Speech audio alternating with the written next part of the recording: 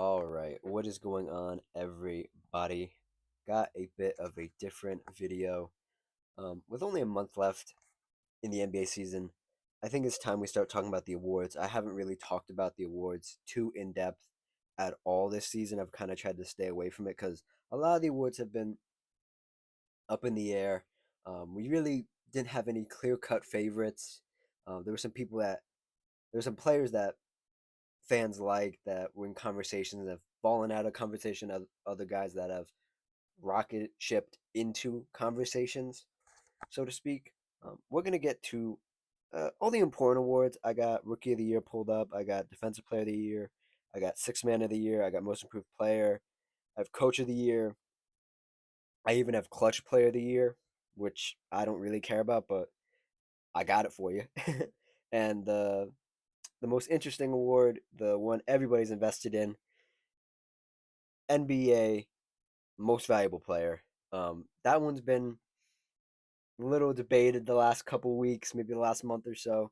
But the favorite is the favorite. We'll talk about that in a minute. We're gonna save that for last, though. If you like what I have to say, like the video. If you have your own opinions, comment them down below. If you just like the vibes, consider subscribing. Um, yeah, let's just hop right into it. I'm gonna try to get a little in depth, but not ramble too much. Um, with a month left, in my opinion, not too much is gonna change for a lot of these awards. I think the most hotly contested one right now is probably Defensive Player of the Year. The other ones sort of have like a top two or like a 1A, 1B. So I'm not too concerned about these takes not aging well. With that being said, let's get into Rookie of the Year. Um, this award has been very weird since this draft class wasn't as strong as it was in previous years, where you had like maybe the number one pick, number two pick as the favorites, and the third guy somewhere later in the draft. This one has been very weird. The names in the top three right now. I'm going by betting favorites. I like to use betting favorites, simply just to see what real fans are feeling. What the average fan is feeling. You can read articles and stuff, and sometimes they have some names in here that are just a little too out there for me. But if people are betting on these players, I think that means they've watched at least a little bit. So at number three, you have Zachary Richachet. The what was he? What number pick was he? He was the first. That's how bad this draft class was. I didn't remember he was the first overall pick. He's been an anomaly. He's just been uh, out there doing stuff. I do like Zachary. The number two guy on this list is Jalen Wells. I really like Jalen Wells, especially on the defensive end of the ball. Um, and the one that I think I've been most vocal about in my videos, especially when talking about the Spurs, is Stephon Castle. I think once you really saw what he could do, um, the the the other guards he's played with in the backcourt, Chris Paul, now De'Aaron Fox, he's tried to fit in perfectly, and he's tried his best as a rookie, and I think he's fit in very well. We're gonna get into the numbers here in a minute, but we'll work our way back from three to one. Um, I really like all these guys. I really do. I think um, the thing about Zachary is that he's just in a weird spot because the Hawks aren't good enough for him to be considered for any other award, but they're good enough where he doesn't have to play a lot, so he can't show that the team needs him. You know what I mean? So he's not showing off his full range of skills. Um, this year in his first season, he's played 62 games so far, 11 points per game, almost 12, um, almost 4 rebounds, just barely above an assist, 44% from field goal, 35% from three. Um, and what is he? He's a small forward. I think I think Zachary is in a weird spot again because he's just he's he's on a team that's just okay. And when you're on a team that's okay, nobody wants to watch you. Like you need to be exciting, you need to be interesting, you need to show your value. And the Hawks aren't bad enough to just throw him out there for 30 minutes, 30 minutes a game. He plays 24 minutes a game. Isn't They aren't bad enough to throw him out there 30 minutes a game and just say, Zachary, show us what you can do. He has to sort of fit and coincide with a lot of other guys on this Hawks team. And I don't think we've seen his full ability. Um, I think him being in this conversation is partly because he was the first overall pick, but also partly because I think people see the value in him not this year but next year. So they're trying to give him the award just because um, the potential. I think it needs to be based off what he's done this season. And this season he's been fine, just fine. Not great and not bad. He was never my pick. I was never sold on him as the first overall pick. I was never sold on anybody in this draft outside or inside the top three really. Um, I think a lot of these guys that are going to be great players in this league or good role players are going to be later in this draft, and we're going to look back on this draft and say, "Oh wow, this guy went this and that," and yeah. Next up, Jalen Wells from the Memphis Grizzlies, who I've spoken very highly about. Um, I like him more on the defensive end. I think he has a lot. He has a lot of potential on the offensive side of the ball. I don't know if he'll ever get there. He is 6'7". He plays the shooting guard, small forward position. I think he'd be great as like a Jalen Brown type, like a number two. He would be number one, 6'7", gritty guy. This season he's played 70 games so far, 10 points per game, 3 rebounds, and almost 2 assists. 42% from field goal and 35% from three. That's really good. What does Zachary shoot? About the same, yeah. Okay, about the same. Um, he he he's kind of the opposite end of Zachary in the sense of the Memphis Grizzlies are really good, and he's been very integral to what the Memphis Grizzlies have done this season at only 21 years old. Let's see. He's averaging 26 minutes per game. Damn. Doesn't feel like that. Wow. Hmm. I did not realize he's playing 26 minutes a game. Good for him. And the numbers, the defensive numbers aren't really there. You sort of have to watch the game and watch what he does on the defensive end. He doesn't even average a block or a steal, but his intensity out there is great on the defensive end. He's engaged.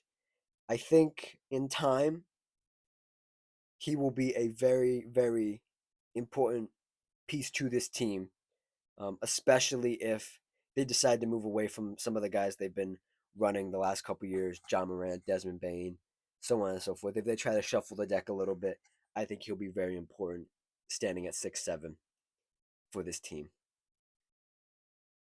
And the number one spot right now belongs to Stephon Castle. Like I said, he's been great this year. He's been put in a sort of an awkward position where he's had to play with other ball dominant guards.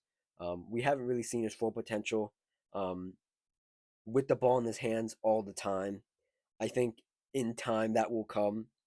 It says he's a point guard right here. I don't think he'll ever get to play his natural position. Um, I think at this point he has to be a shooting guard at 6'6", which isn't bad. His defensive intangibles are great. I think all these guys have really good defensive ceilings. Really good defensive ceilings.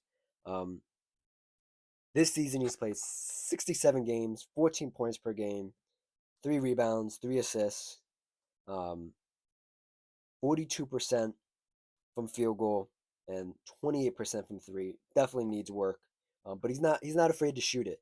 And he's made a couple big shots down the stretch in the fourth quarter in a lot of games that I've watched. I really like what he can bring. Obviously, to take it to the next level after winning Rookie of the Year, I think his three ball needs to improve. I did not realize it was in the 20s. I thought it was at least in the 30s. But he's only 20. He's only 20. He he's surrounded by great guards that are going to teach him important steps in growing. Chris Paul, De'Aaron Fox. I think it's great to have guys like that around a younger guard because it teaches you the value of I have to earn my minutes. I have to show the coaching staff that I can play with these guys. I can be on ball. I can be off ball.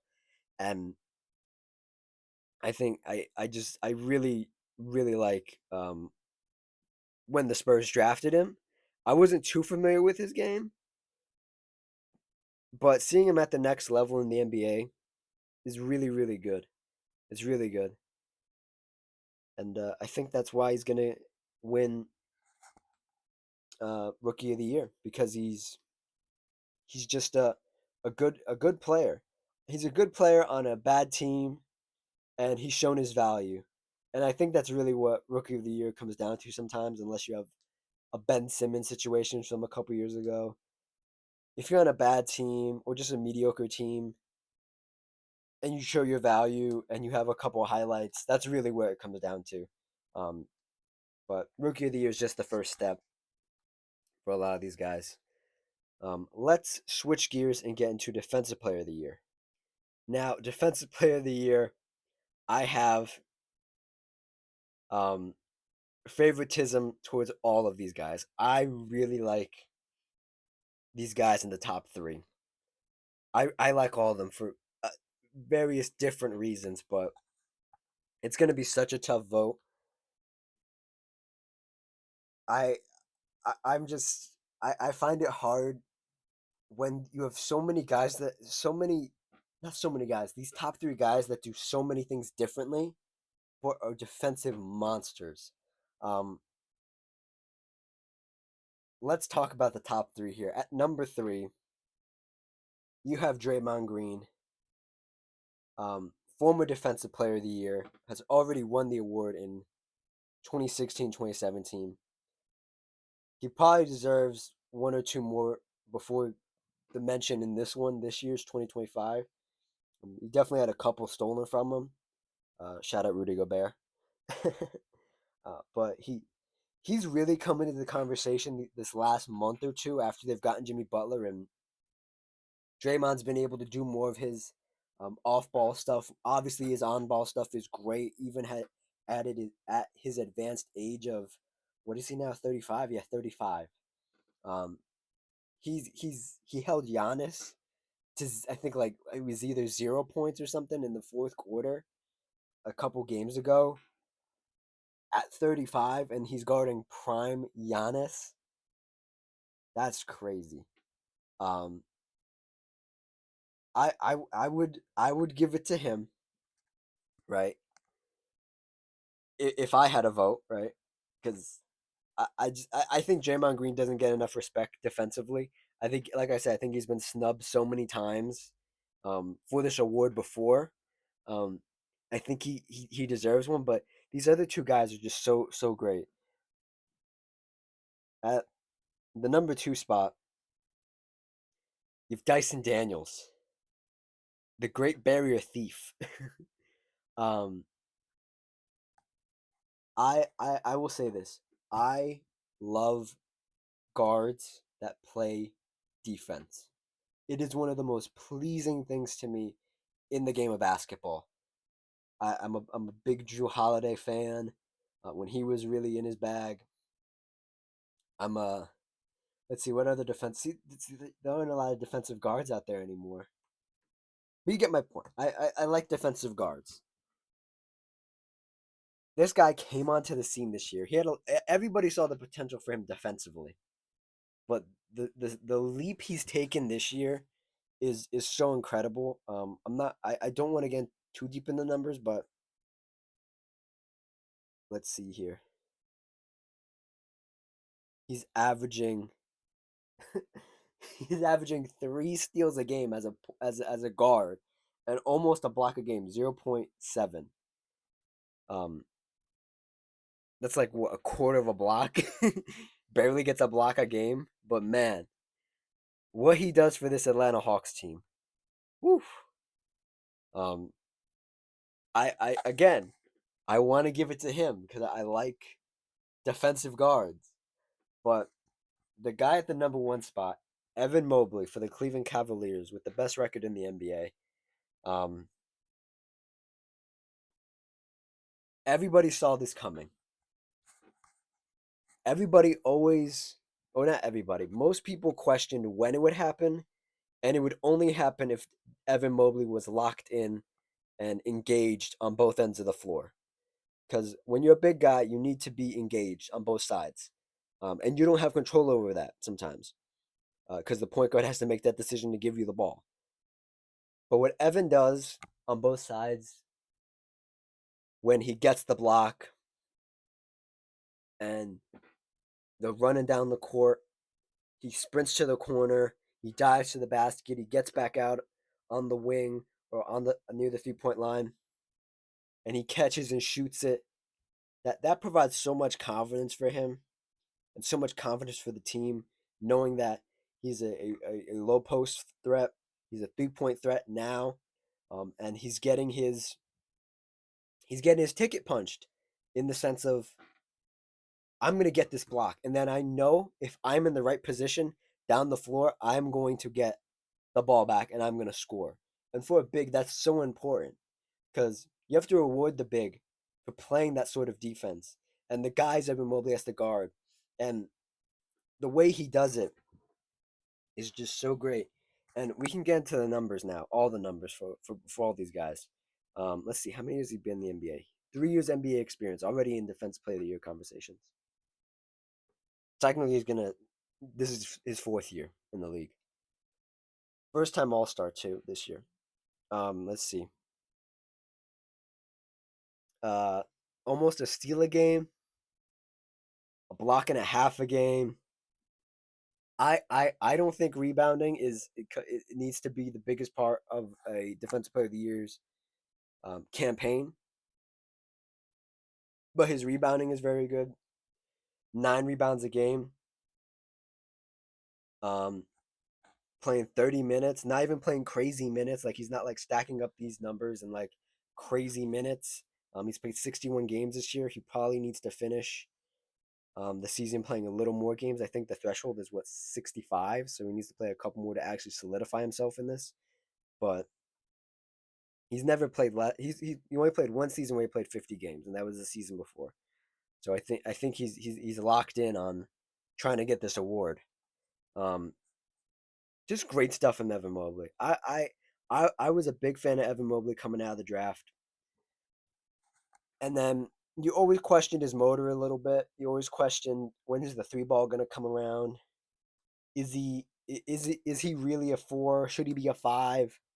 And he's shown it all this year that all those things are true, or all those things have gone right in his direction. The three ball's falling for him. He can play the four and the five. Um, he has great instincts. It's taken a little bit time for him to adjust to the NBA speed, but now that he's got it down, it's great for him. It's great. And to be quite fair, I think I think Evan Mobley's my defensive player of the year. I think he is. I think he has to be. Best team, good numbers. Let's read the rest of these numbers here. We already read Dyson Daniels, but let's read him again just for fun.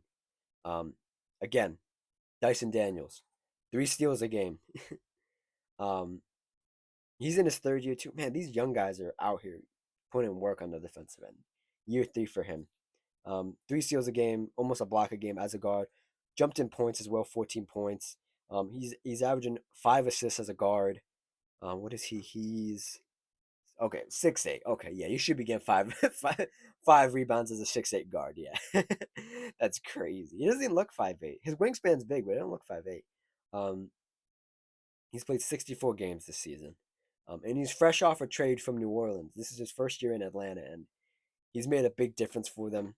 I've been an advocate of the trade Trae Young train because I'd love to see a team with just these young guys like Dyson Daniels, Jalen Johnson, Aneka Kongwu, um, just a real defensive team. I think it'd be so improved. But that's not what this video is about. And lastly, let's get into Draymond Green, the old guy, the old dog. Um, he won this almost a decade ago at this point, in 2016, 2017, like I said. And this year, um, he's averaging 1.5 steals a game and 1 block a game as a 6'6" power forward center. And I will say again, he wasn't doing this early in the year. This has been the last couple months. So if you're that type of voter in the sense of I need to see you do it all year, Draymond Green won't get your vote. But I think what he's done, what he's always done on the defensive end, sometimes he hasn't been as engaged when they're in a losing season or whenever. But when the team is good, Draymond Green is locked in. When Draymond Green has other people to rely on defensively, he's at his best because he doesn't have to go 1,000%. He can go 500%. Because Draymond Green's always turned up, but he's extra turned up when um, nobody else is on the floor. You know what I mean? When no other defensive guys on the floor. But when he isn't, that's when he's in that healthy medium. That's when he's at his best, and he's at the healthy medium right now. And he's played 55 games this season, in only 29 minutes. Um, Again, I think Evan Mobley gets this award. I'd be very surprised. I wouldn't be surprised if Dyson got it. I would be very surprised if Draymond Green got it. But Evan Mobley's got this award, and we got a couple more to get through here. Oh yeah, this is a quick one. There's only two people in this conversation. Let me pull up these numbers for you here. Um, the next one we're going to talk about um, is Sixth Man of the Year. Um, and the betting people that are betting on this only have two people here, and the two people are Mikal Beasley and Peyton Pritchard. Mikal Beasley from the Pistons, Peyton Pritchard from the reigning champion Boston Celtics. I'm very surprised to see it's only two people here. Um, I don't think it's either of these people. I think Peyton Pritchard will get it because he's been electric this year, and he's on the reigning championship team. Um, Mikal Beasley has done great things for the Pistons, but um, my guy for this, my pick for this is not even on here. My pick is Ty Jerome from the Cleveland Cavaliers, a journeyman at the young age of what? How old is he? 20. Damn, he's 27. Not young. uh, youngish man. Ty Jerome has played for 4 teams in 5 years. Finally found a good team in Cleveland. He's made stops in Phoenix, OKC, Golden State. This is his second year in Cleveland, and he's been really, really good. He's jumped all the way up to 11 points. The only other time he averaged 11 points was in Oklahoma in 2020, 2021. Um, let's see here. 1 steal a game, 3 assists, 2 rebounds. Um, let's see here. Where's his 3-point percentage? 41% from three on how many attempts? On 3 attempts a game. Wow. Yeah. He's my pick. I'm gonna come up right off the top and say it. Mikal Beasley. I see what people see, and people are gonna. I'm gonna get some hate for this, but like I think the only award that the Pistons get, and this is like spoiling the rest of my list, but whatever, is Coach of the Year. I think that's the only one they get. We'll get into why a player on the Pistons won't get most improved. We'll get into that in a second. But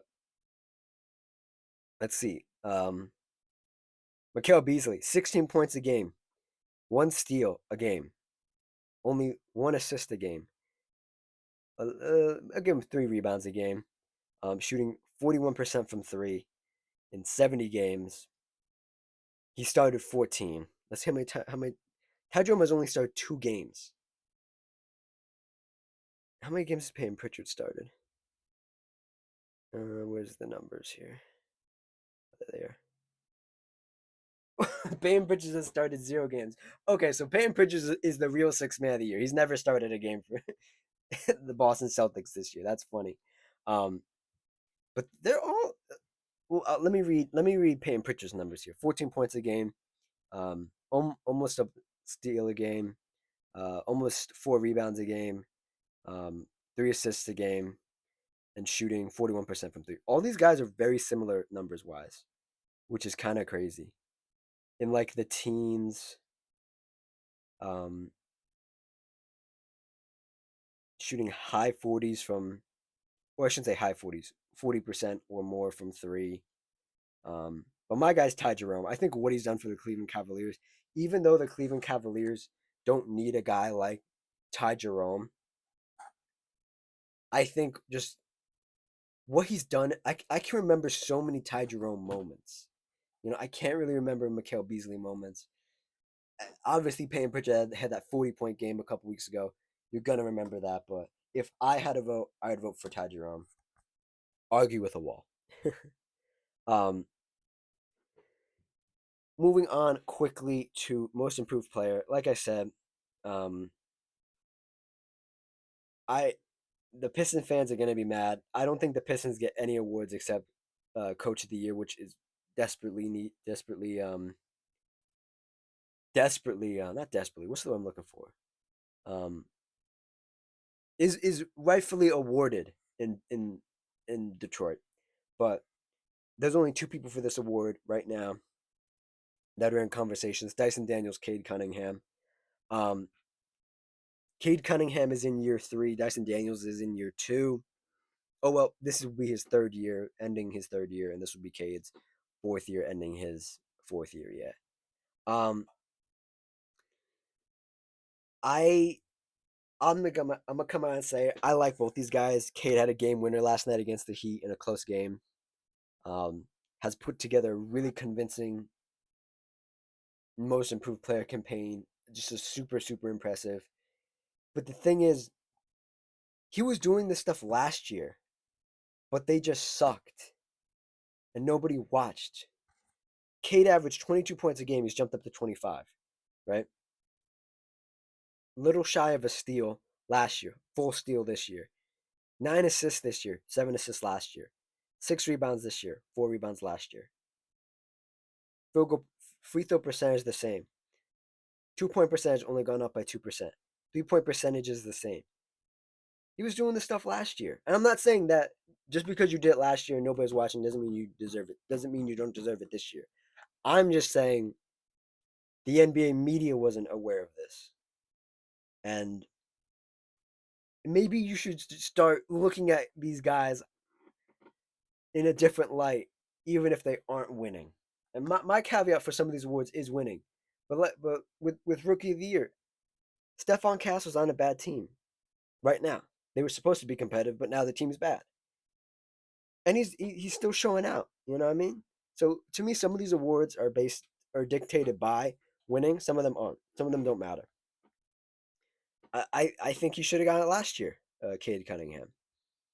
But see when you don't give it to them at first, then you have to go back and say, oh well, we didn't give him last year. We should just give it to him this year. I don't think that's fair. I think you should have given him it last year, and then this year he just would have improved.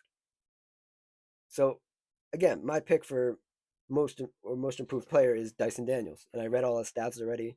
I talked about him. Yeah, so Dyson Daniels does not win Defensive Player of the Year, but he wins Most Improved Player of the Year. Um,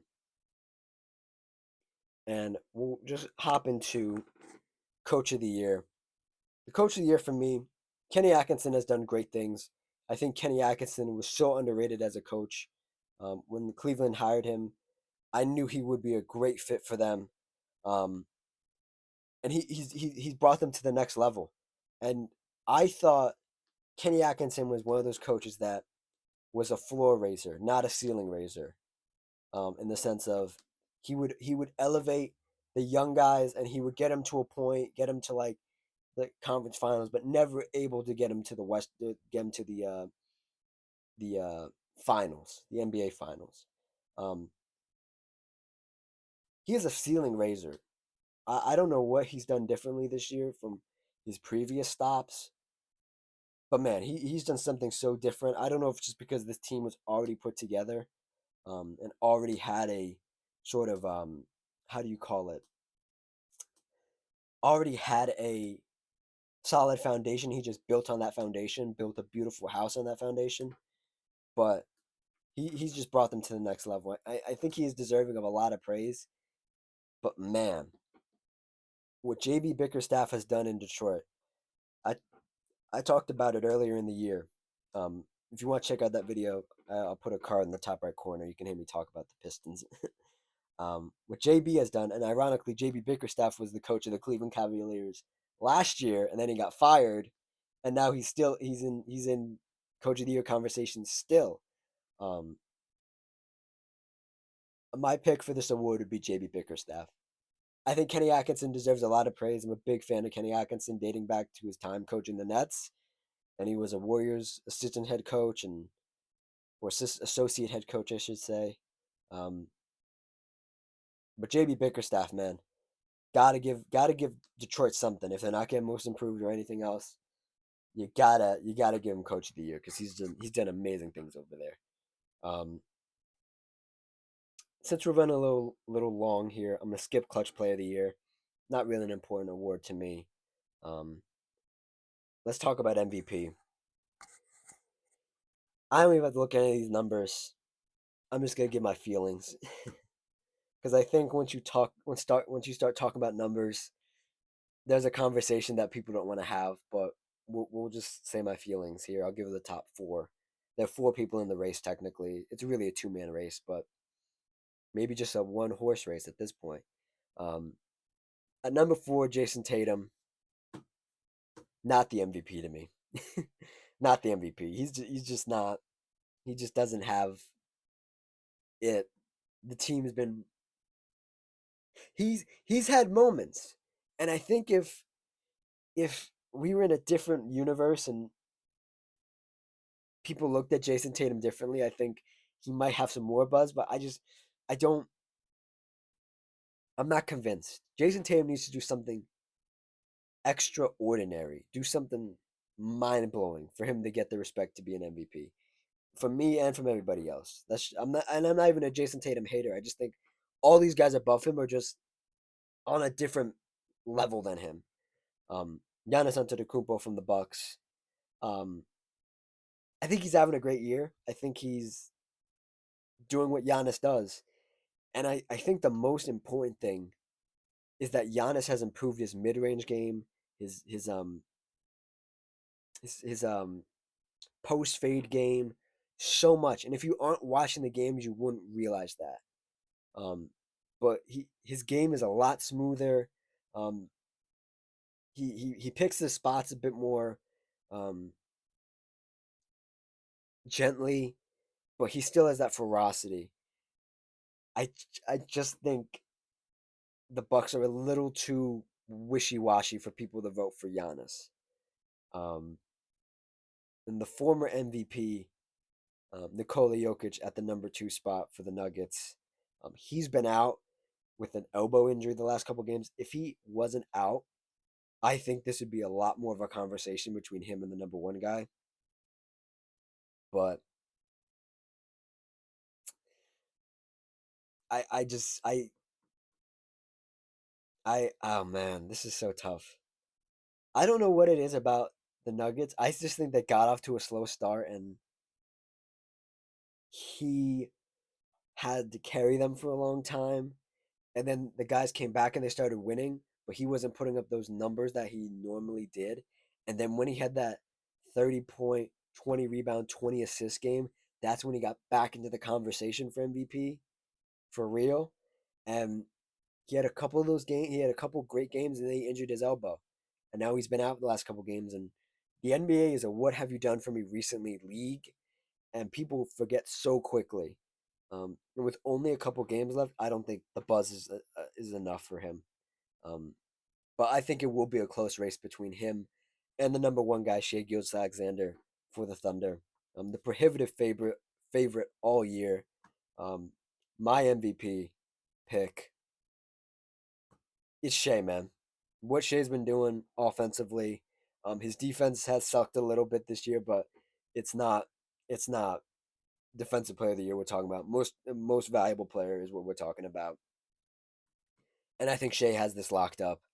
I think it's going to be a close voting race, but in the eyes of everybody, the masses, the NBA fans, I think Shea has it. But I think the voting is going to come down to like a couple votes, and yeah, I'd be very surprised if he loses it to anybody but Nikola Jokic. Um, and those are my awards. A little bit longer than I thought it would be, but I wanted to dive into the numbers, not just tell you how I feel or give you my pick. Um, Hope you guys enjoyed it. Like, comment, subscribe, all that good stuff. And I will see you guys next time. Cheers.